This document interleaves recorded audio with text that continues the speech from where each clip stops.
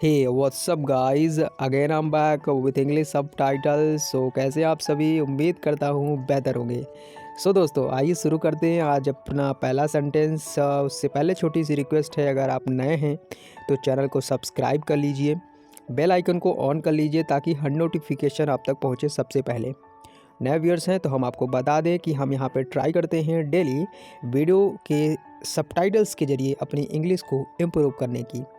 तो उसी सीक्वेंस में आज हमारा ये नेक्स्ट वीडियो है। आइए इसको देखते हैं कैसे हम कॉमन सेंटेंसेस जो अपनी डे टू डे लाइफ में इस्तेमाल करते हैं उसको कैसे आसानी से इंग्लिश बोल सकते हैं।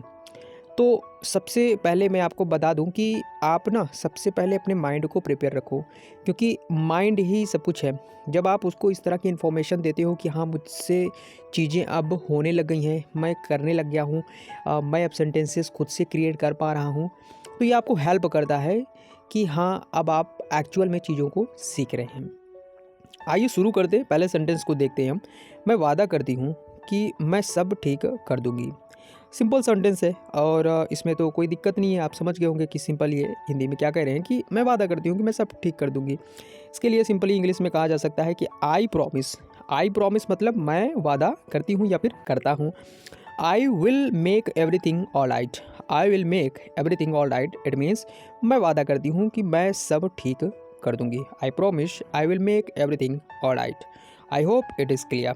मूव करते हैं अपने नए सेंटेंस की तरफ। अब आप इस सेंटेंस को देखिए। क्या तुम उसके घर कभी नहीं गए? क्या तुम उसके घर कभी नहीं गए?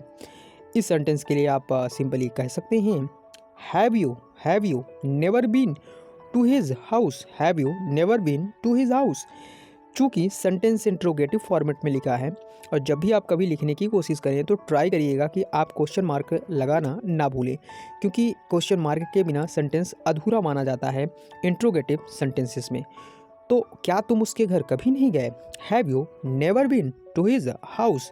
सिंपल सेंटेंस है, उम्मीद है आप इसको समझ गए होंगे। चलिए मूव करते हैं अपने नए सेंटेंस की तरफ।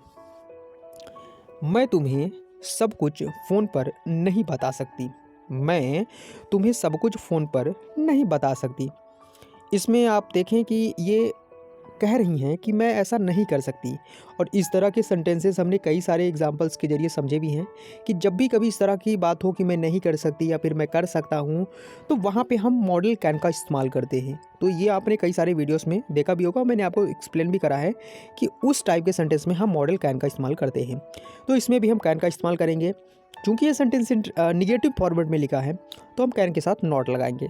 तो मैं तुम्हें सब कुछ फ़ोन पर नहीं बता सकती, इसका मतलब I can't tell you everything. I can't tell you everything यानी कि मैं तुम्हें सब कुछ नहीं बता सकती। कहाँ? ऑन द फ़ोन, यानी कि फ़ोन पर मैं तुम्हें सब कुछ नहीं बता सकती। या फिर आप ऐसे कह सकते हैं कि I can not tell you everything on the phone. दोनों का मतलब सेम ही है। इसका मतलब हुआ कि मैं तुम्हें सब कुछ फ़ोन पर नहीं बता सकती। उम्मीद है आप इस भी सेंटेंस को समझ गए होंगे। चलिए आगे मूव करते हैं, अगले सेंटेंस को देखते हैं।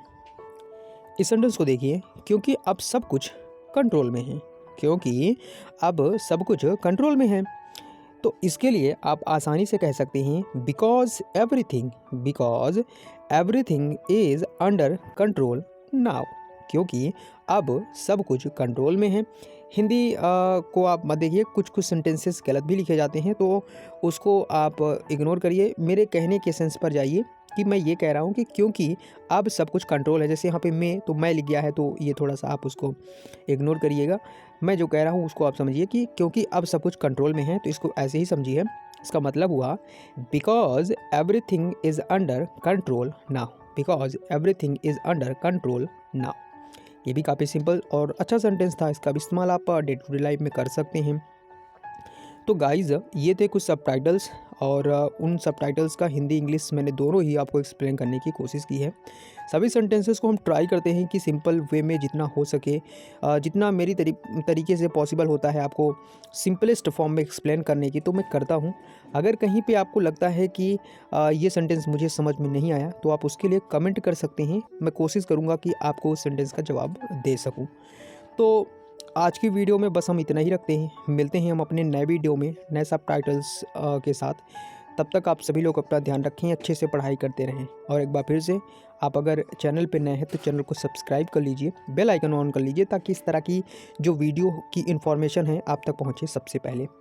तो चलिए फिर, till then take care and see you. धन्यवाद।